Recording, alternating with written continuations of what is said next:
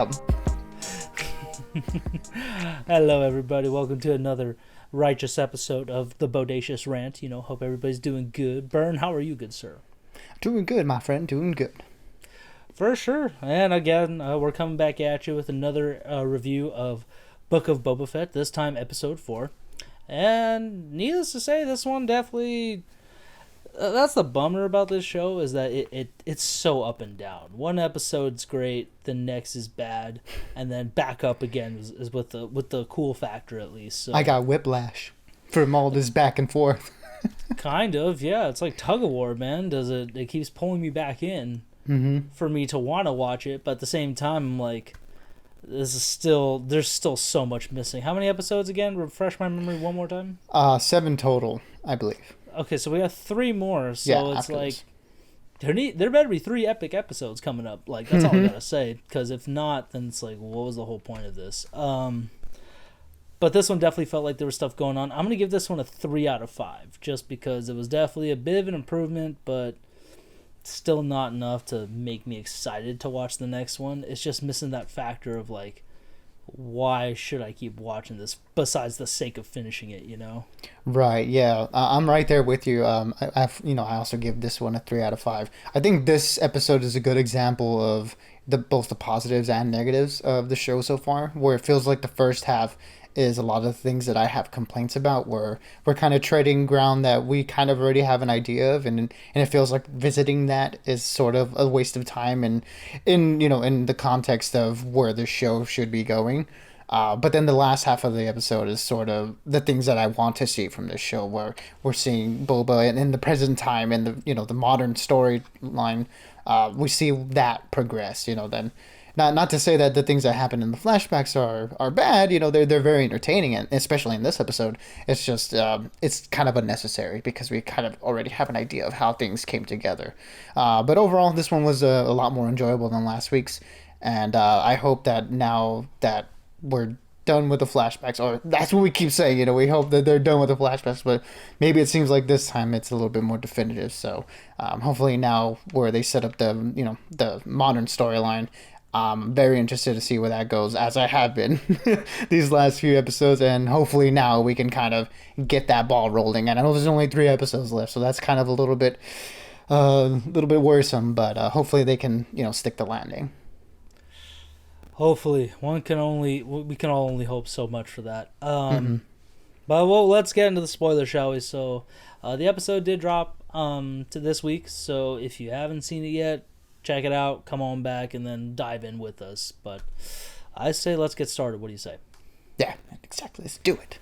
For sure. This was actually, I think, my favorite flashback, just because for me, it kind of filled in the stuff of like Mandalorian to now. Like, now I'm finally feeling a more connected universe a little bit, and also like that's kind of how I wanted to see how their not friendship necessarily. Yeah, I guess friendship / partnership kind of came about in the Mandalorian. I didn't think it was just as simple as he fixed her up and now she's loyal to him or something. I was like, there could be a little bit more than that. I mean, like, first flashback, first episode, whatever, nothing that great. Second one was fun with the train thing, with the whole train scene, and then the third, last week's, was obviously super minimal, just because it was like we found out the Tuskens died and stuff. It was like, okay, that's why he's on his own. That's okay, I guess.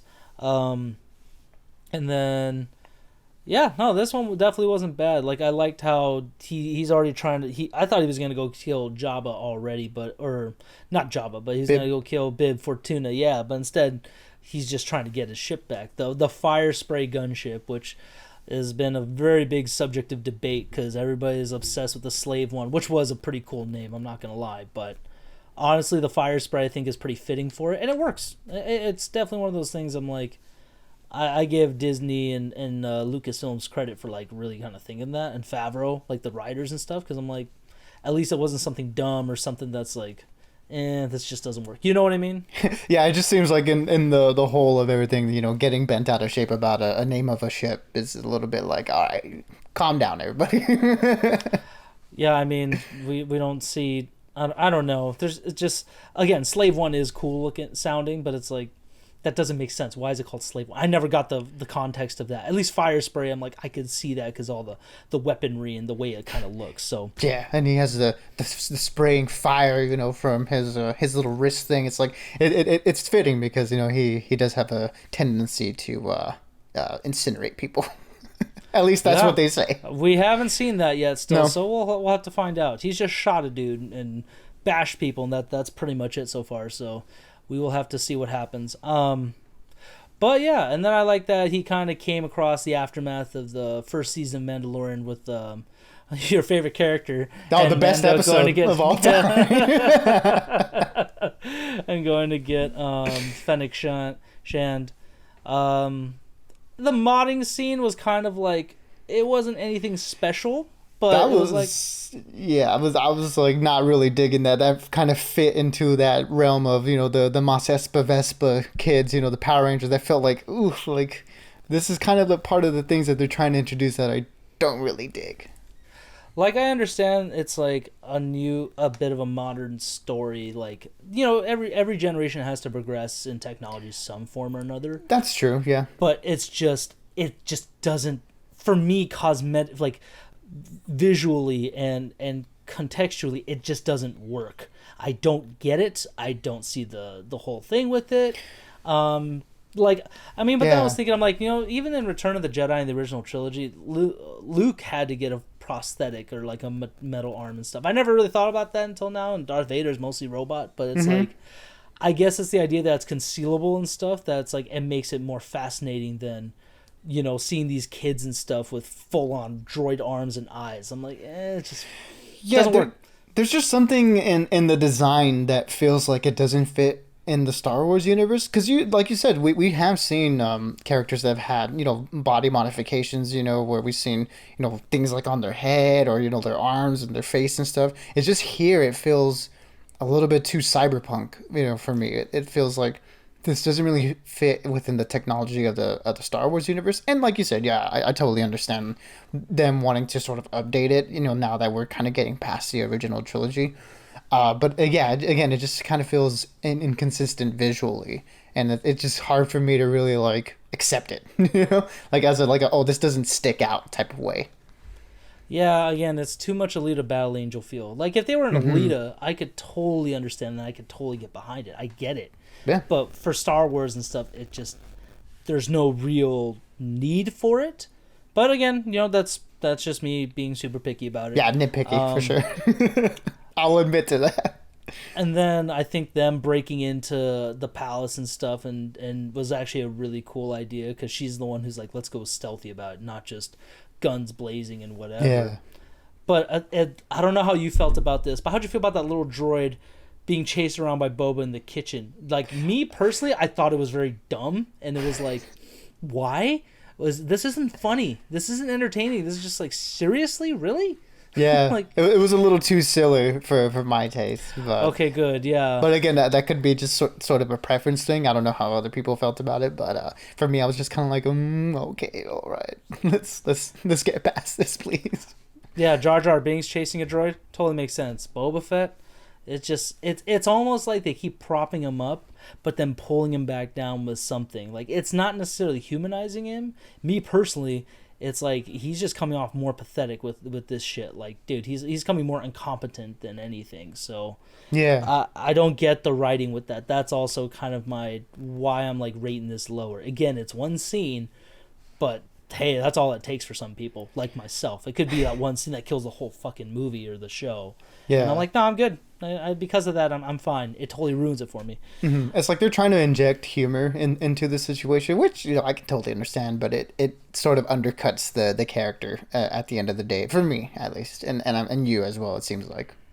Absolutely, the gunship scene was pretty great. Him just trying to pilot it again and trying to get out of there. That was really cool, because Fennec is just all types of badass and just taking on all these guards and shit. She's just John Wicking it, just bam, bam, bam. And then it was really cool when he's like, I got some scores to settle. Just destroys that biker gang. Like, that completely was so awesome. death from above. Like that was such a great shot, and then just seeing Oh, the it was rockets and epic. stuff. And she's looking at him like, "Was that necessary?" Like, and he's kind of got the face like, "That's one of them. I'm not done yet." Mm-hmm. Oh, that was And so that cool.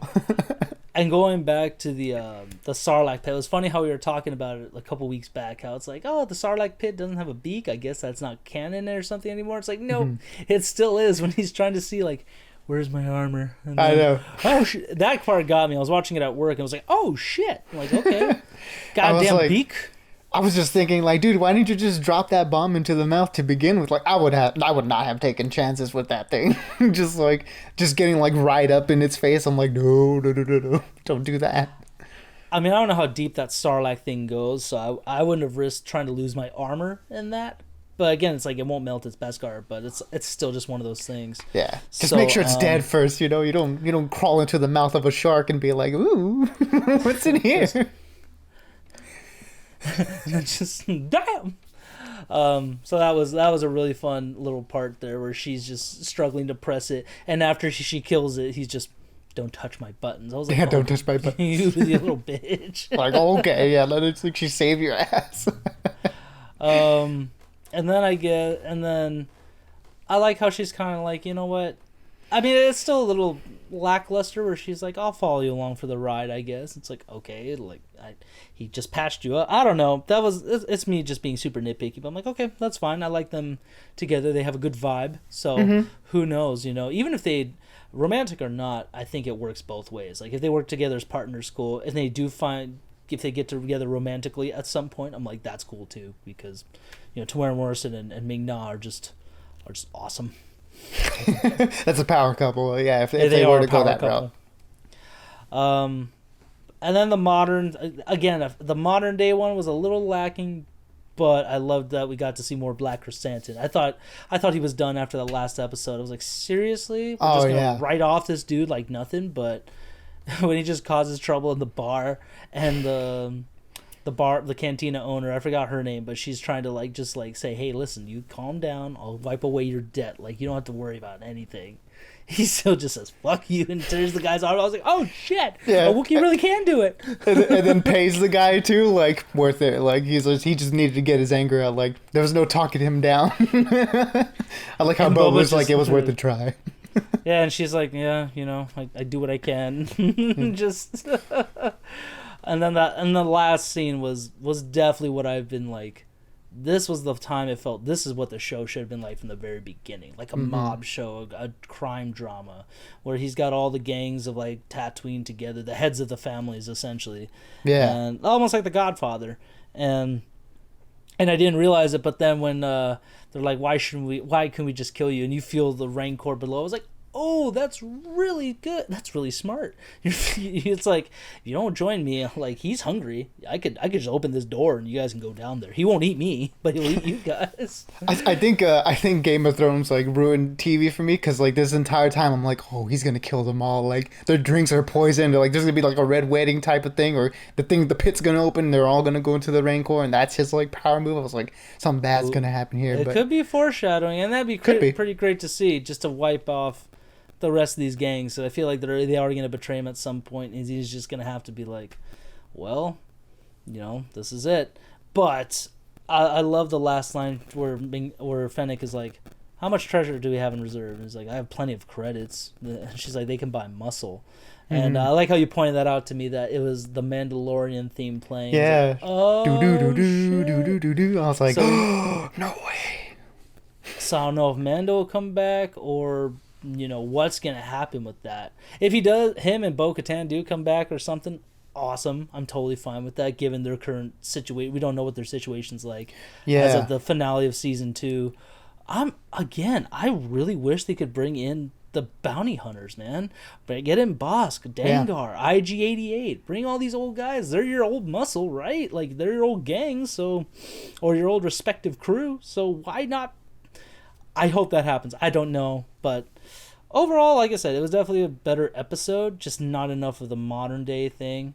I mean, given we kind of got more of that last one, and we kind of saw what they did, but I don't want to... Yeah, maybe it was a bad thing to ask for. And that's really sad, though, if it is, because it shouldn't be like that, but...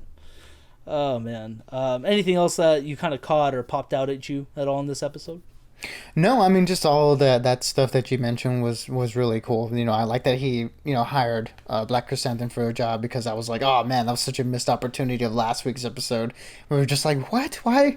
Why would he let him go? Like, just, this guy could be like your right hand, besides Fennec to like intimidate some fools. So I'm glad that they kind of patched that little nitpick that I had from last week's. But yeah, like you said, like how they set everything up, like this whole again, I like this whole Godfather situation where now we see him making moves, and we kind of get a better understanding of why. Like he mentions that he feels like the crime bosses that ruled before were kind of like idiotic in the way they implemented the bounty hunters or whatever. So he's kind of trying to, I guess, create like a new sort of regime to better benefit these bounty hunters, which is like okay, I can kind of get behind that because this whole time I was like, why does he want to be the daimyo? Like we don't really know why he just did it. Like at the end of Mando season 2, so it's like, okay, what's the motivation behind that? And I feel like we got a little bit more of that. I guess his time with the Sand People really led him to want to, like, what does he say in this episode, to make a community or something like that? I forgot what his line was. Like a tribe makes you strong. A tribe, yeah. And I think that's kind of the reason why, like if we think about the first scene, he comes out of the Sarlacc alone because he was working for Jabba, and he's just looking like now we're finally getting the context that makes the most sense. Yeah, where he says, I mean, how many times have we put ourselves at the front of these idiots when we could have avoided it, or they could have done a different way about it? And I'm tired. He's kind of almost fighting for his his service, like how do I put this, like his people in his kind of line of work. He's trying to help them out a little bit by and being a very samurai themed show, being the daimyo, he wants a new regime of like, no, this crime could be much more controlled and much stronger, and allow people to kind of choose their jobs wisely, and we only make moves when we have to, not just. He's trying to create some stabilization. So yeah, I get it, and I get it from now finally. So this is definitely some of the stronger writing, at least I think, for Boba and his character, and why he's so he's so obsessed with like making a tribe and being a head of a family. But yeah, besides that, we just gotta wait another week. We got a Peacemaker review coming out for like our mid-season, which yeah, it's crazy. I'm more excited to talk about Peacemaker than I am this. Me too. That's a little something for tomorrow. But everybody stay bodacious, keep on ranting. Let us know what you guys think of this expansion on Star Wars. Are you guys loving it? Were you disappointed by it? Are you kind of like us, where I'm interested but not looking forward to it? Let us know in the comments. Until next time, stay bodacious, keep ranting, stay safe as usual. And I'll talk to you later. All right, my dude. I'll see you then. Everybody, like you said, be good, be safe. Like, subscribe, ring the bell, ring the goddamn bell, you bitch. Adios, everybody. Peace out, man.